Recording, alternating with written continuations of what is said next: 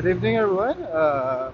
We're actually going south. We're going to Laguna, and it's currently 9:11 in the evening. And trying to do a vlog going home.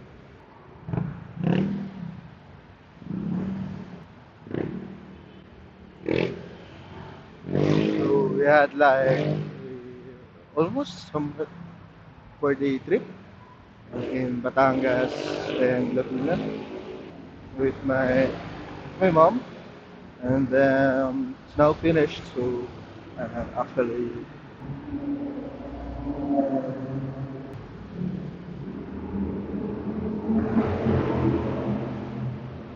I had to make sundo. Forgot the English word, but um, make hatid to her in the bus terminal. She is from Bicol and I stay in Spanish Laguna. So for now, after that, the bus terminal was in EDSA, so it's a road. And then we'll go home after that 4-day trip that we had. Because we both have the free time, that's why we try to actually vlog in Laguna up to Batangas and then parts of Cavite like Tagaytay. Now I am going home and we're trying to talk in English just for a challenge. So it's 9:13 in the evening. We are experiencing a moderate kind of traffic here in Muntinlupa. And we are now approaching Alabang. So I'll get back to you later when we're in the Muntinlupa proper. So just an update. We are now here in Alabang. This is the market, Alabang. It's a bit traffic. Let's skip this part. Currently, we're at the moderate traffic, so it's 9:20 already, and we are now in Muntinlupa.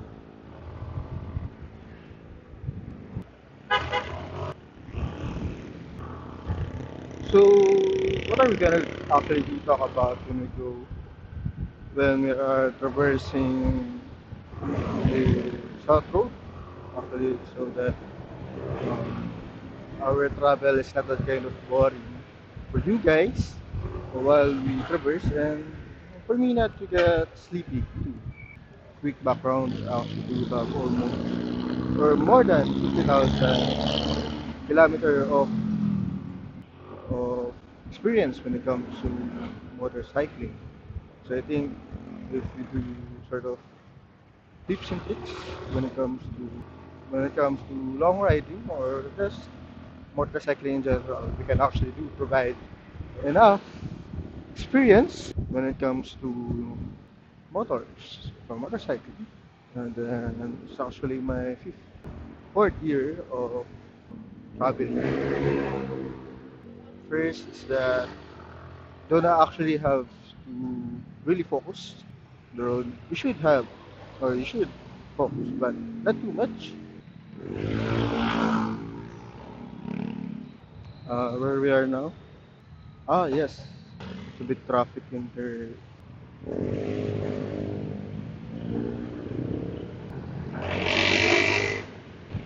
So, moderate traffic and going back where we. Ah, yes.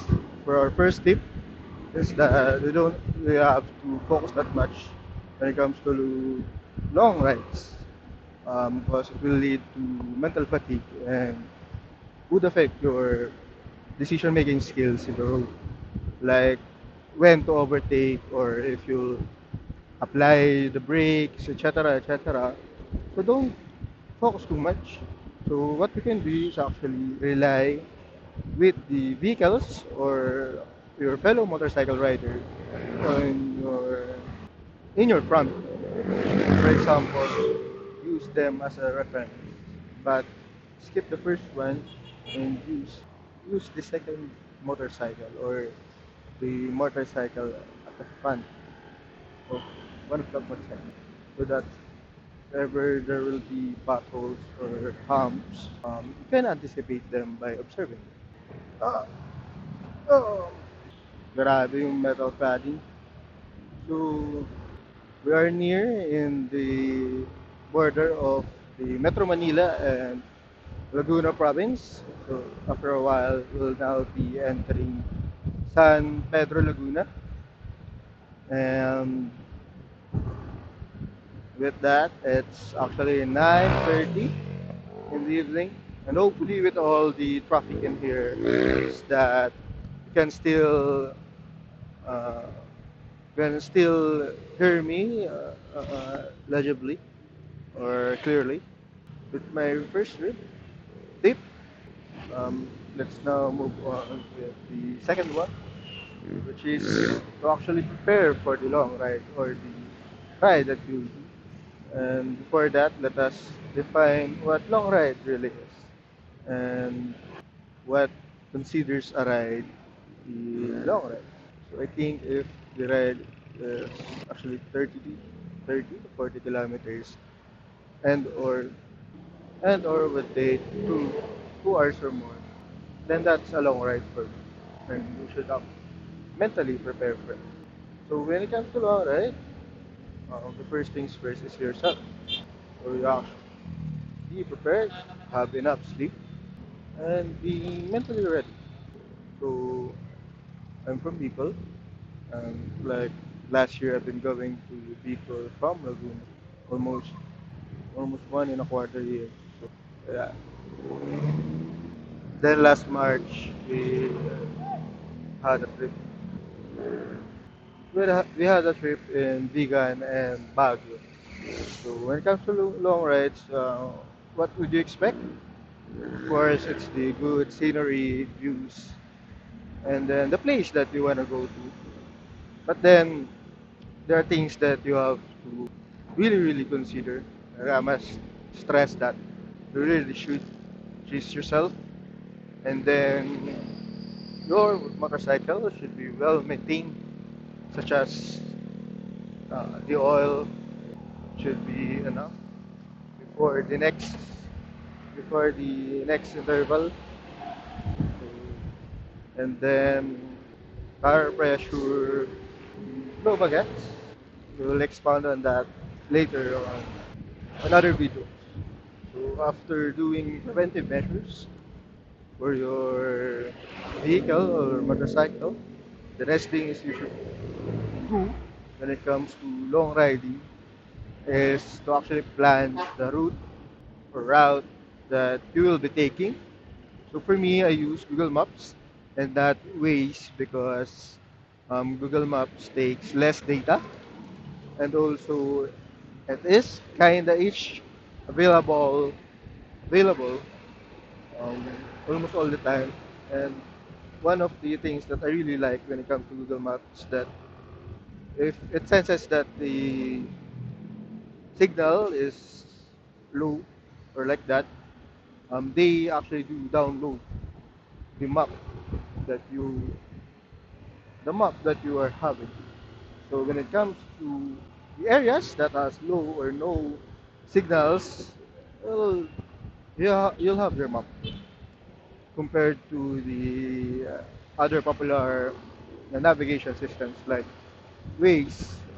They sometimes do not reliably do well when it comes to certain areas in the Philippines.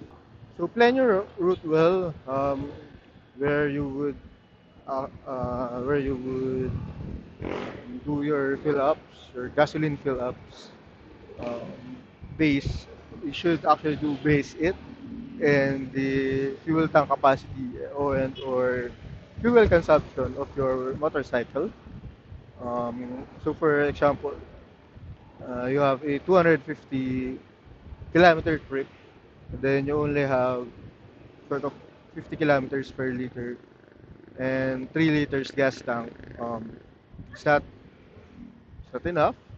So you actually do have to plan it well where to do your or fuel stops, especially when it comes to long rides, because sometimes the availability of gasoline stations would be different town to town or city to city.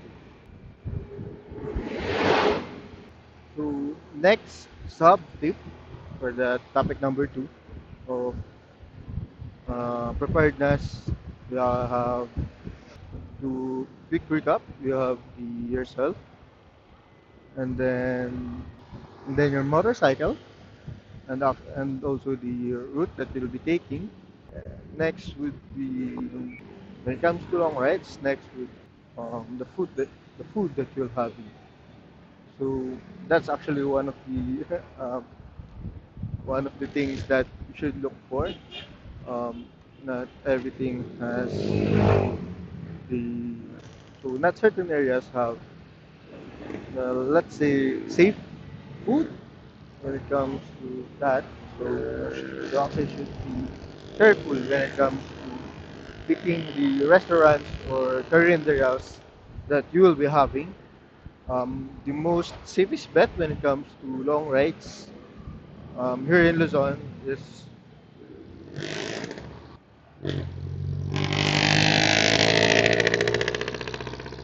the most safest bet would actually be Dream Fast. Um, one of the reasons for it is the price. It won't change that much, although it may vary from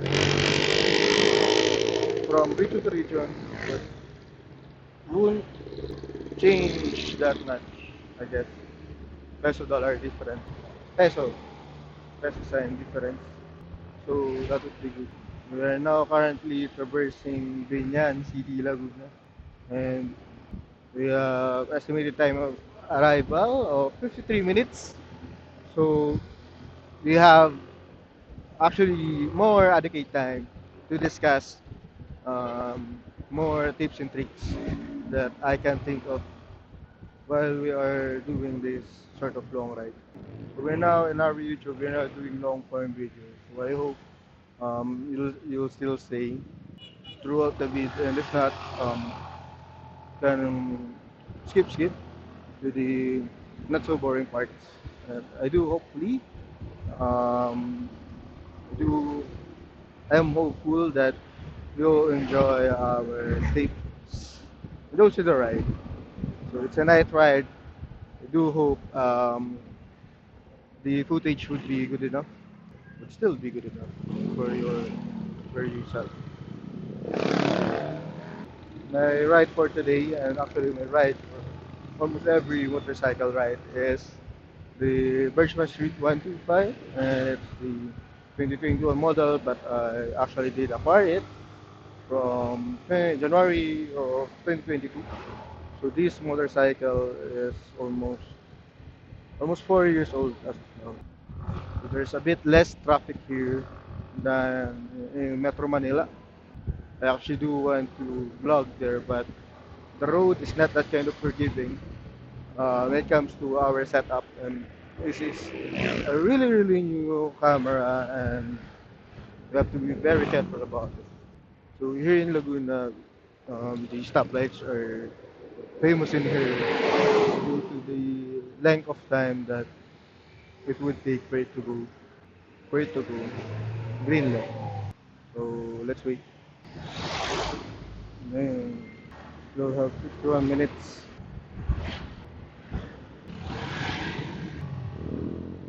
Let's have a quick eat muna siguro. Jollibee.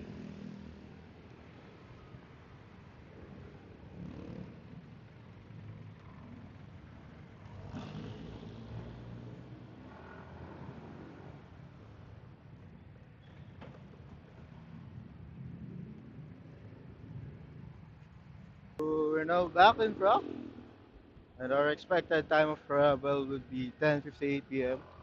That is just on the and we have 45 minutes left till our destination. To eat muna as the fatigue is killing me, and I'm a bit, we call this, we're a bit, we're a bit sleepy now. But it's okay. We're now in Santa Rosa, Laguna. You're at SM, I guess.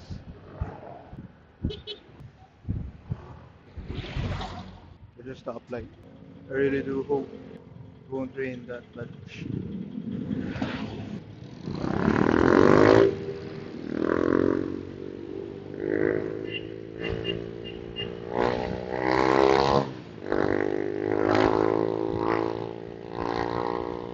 Lakas!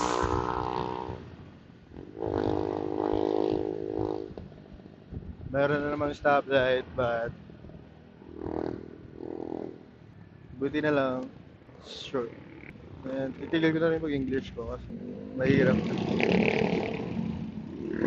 It's hard to think in English.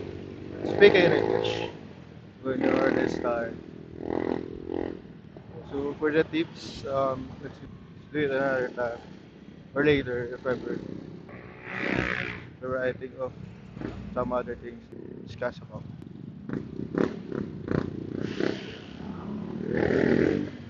Medyo loading tayo dun ah. So when you're tired, you should actually do rest. Even if it's a long ride or a short ride, do rest. But don't do it in sketchy places. Make sure that the place is well lit and near in police stations as much as possible, but not necessarily.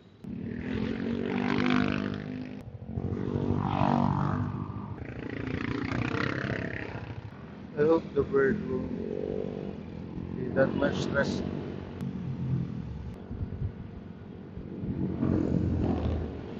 Grabe, rinig pa nga dito. Sorry guys, pagod na tayo. So, still, still yellow pa rin naman. So, it's valid. But let's not beat the red light, guys.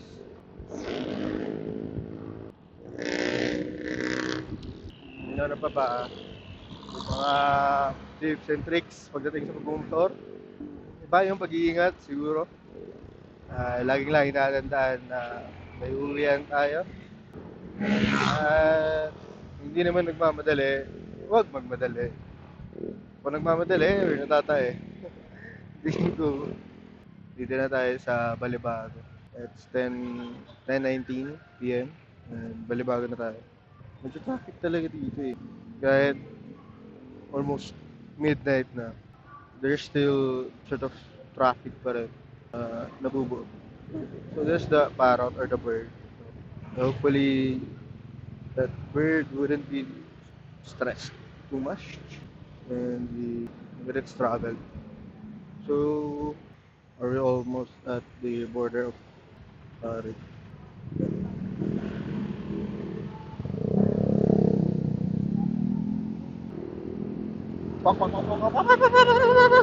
Ah, grabe yung lubak! And may truck pa sa likod.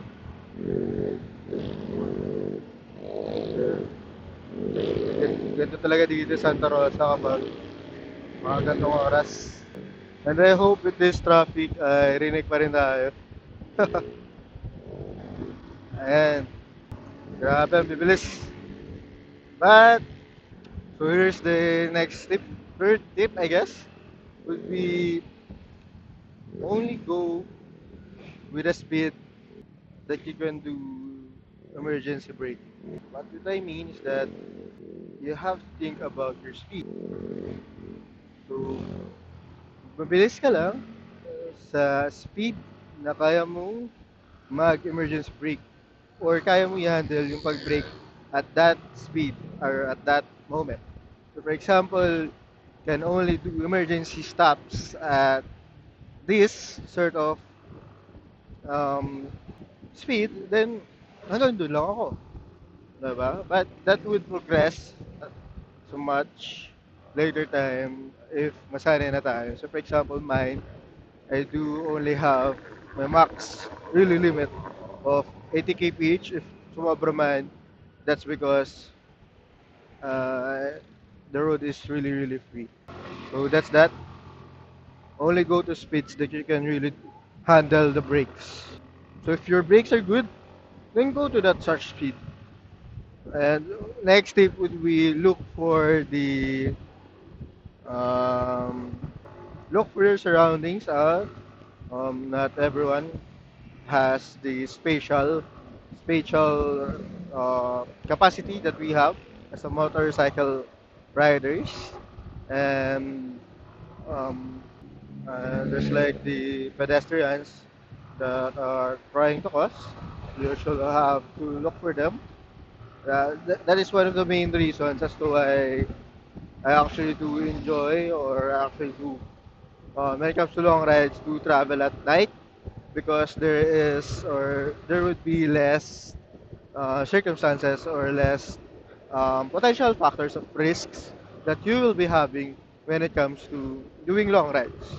So kapag gabi, mas konti ang yung mga parameters, so mas less hassle and mas less hazardous for you to do your long rides. So yun yung paggabi. And if mga nasa city pa kayo, pero if province naman, pag kahit umaga, okay lang naman yan. Much do so. Sinasabi ko lang yan kapag, halimbawa dito sa Laguna, it would really be good if maglalakad kayo going to Bicol or southernmost parts of the Philippines and traversing Laguna or the South Road, do it at night, at least 10 or 11 p.m. from Metro Manila, if if that's what your starting point is, do it at that time, so that around what 6 to 7 a.m.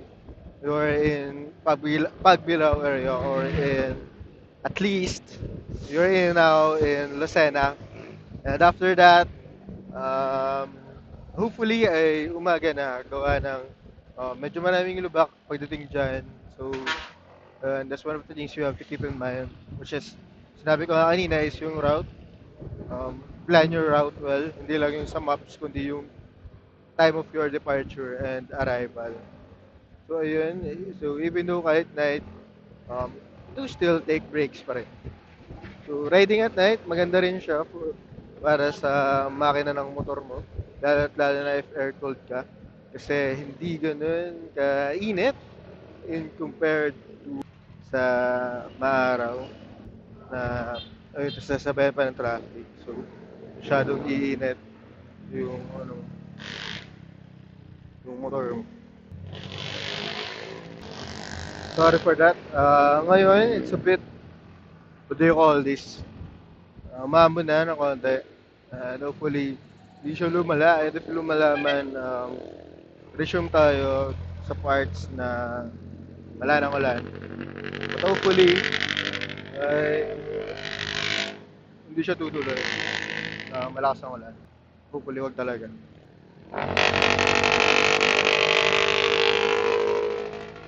So going back to my tip, it would really be good if gabi ka mag-travel kasi nga mas konti yung tao, mas less yung risk when it comes to doing long rides kapag mag-start kayo ng gabi sa Manila. Yun lang. Lalo na if you'll be traversing Laguna ba or Cavite. So grabe yung traffic dyan kapag umaga. Umabot ka ng 3 to 4 hours, I guess, bago ka makalagpas ng Laguna man lang or San Pablo man lang. Daming motor ah.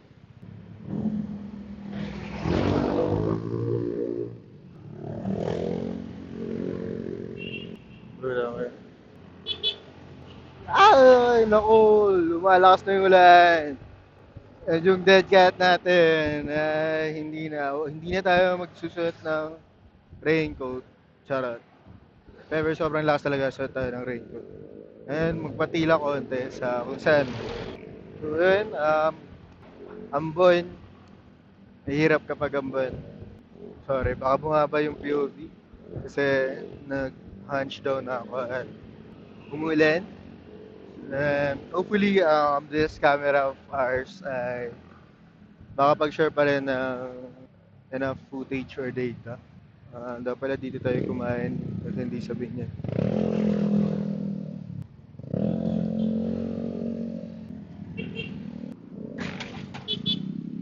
Grabe ng traffic dito guys. Yun.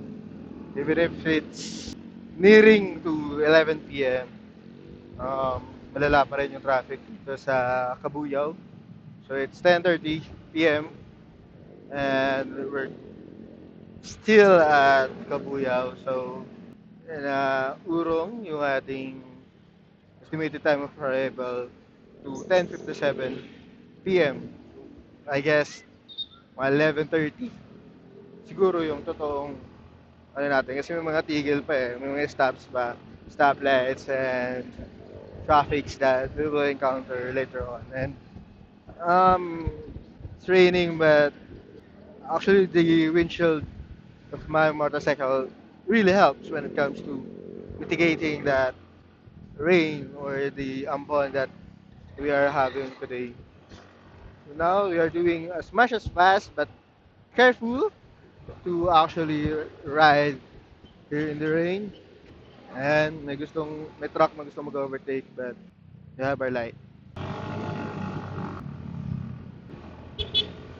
So you really do have to always look out for pedestrians, especially at night kasi nga gabi and sometimes they don't use flashlights. So mahirap talaga i-discern if may tumatawid nga ba or wala. But through instincts and through the movement of other vehicles surrounding you, you will know if meron talagang pedestrian na tatawid or merong other elements aside from pedestrians like dogs, cats, and uh, materials that would impede your driving or riding of motorcycle.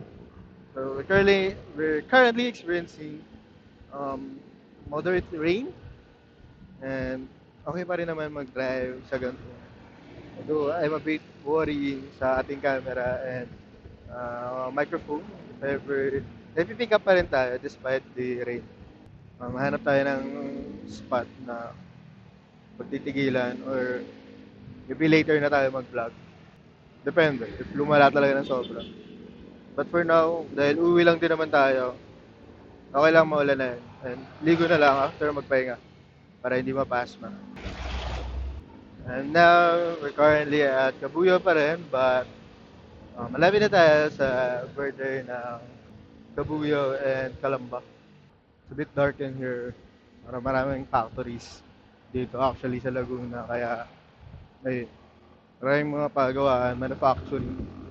So maraming mga employees and trucks na dumadaan dito. Our cellphone is actually Samsung Galaxy A12 and di siya waterproof. And also, it's a bit old. The latest A series would be 16 or 17 and this one was 12. So hopefully, it wouldn't really rain that much kasi nga, baka masira yung cellphone natin. Or if not, we'll have to ride without a navigation system. This is a sharp turn, so pag nandito kayo, aray, mag-iingat kasi it's a sharp turn. And after that sharp turn, may traffic light. So, pag-alay nyo na lang dito. So, pag liliko kayo sa ride, that would be going to Tagaytay. Gusto nyo magpa-Tagaytay, but I wouldn't really recommend that road kasi nga nakakatakot dyan. And mahirap when it comes to beginners. Gawa ng mga palusong and pababa. The easiest would be and almost no traffic build up is Santa Rosa. Doon kayo mag-start sa Balibago. Huwag sa Silang kasi nga traffic doon. Huwag sa Cavite, tas Marinas. Kasi nga traffic doon. And doon typically dumadaan yung mga bus. So if dito kayo sa Santa Rosa Park, walang bus or konti lang na bus yung dumadaan doon. So if magmo-motor kayo, doon kayo daan. So hindi naman, if motor na pababa, like below 400cc like mine sa ating Birchman 125, edi doon tayo. So ayan, the road is a bit slippery. So kapag ganito mga road conditions, it would really best if below 60 or 60 lang kayo mag mag motor gawa ng ayun, it's slippery and unpredictable yung road conditions that we have, diba? It's actually much worse to drive in this kind of road, yung Ambon and slippery road, than then umuulan ng malakas at basang-basa talaga yung daan. For me, I don't know if it's placebo effect, but mas mahirap kapag naambon kumpara sa sobrang lakas yung ulan. Here we are now at Calamba, Laguna, at 10:36. And kung nandyan pa rin kayo, tayo ay uuwi sa Los Baños, Laguna. So after this Calamba, um, we're now in Arta. It's currently Sunday, so tingnan natin kung kailan natin ito ma-edit and upload sa YouTube. So I'm really sorry if mukhang kamote na sa footage, but it's alright. Can manage this little rain. Di pa naman ganun na babasa yung ano natin, cellphone. Pero pag nabasa na yan, so yung 60 na sinasabi ko, I'm using the GPS of the Google Maps and not my digital panel gawa ng medyo delayed siya. Or, I mean, medyo kabaliktaran pala ng delayed. Medyo nauuna siya compared sa tunay na medyo malubak. I think after nito, we have to end the vlog. Kasi nga, malakas na din yung ulan and really need to focus sa road. So, thank you for watching. If dito pa rin kayo, hindi pa kayo subscriber, hopefully mag-subscribe kayo. Kasi nga kahit konti pa rin ang ating subscriber. After some time, hopefully tumaas and mas maraming vlogs tayong gagawin sa mga tips and hopefully may mga makuha kayong tips from our night ride pauwing Laguna, pauwing Los Baños. So ayun lang, thank you so much for watching and see you again in another ride of ours. Ingat pala kayo dito. There's a metal cladding or metal plate. Huwag kayong dadaan dyan kapag naambon or naulan kasi it's too much slippery and baka madalas kayo dyan. So yun, after that tip, let's go home na. Goodbye everyone.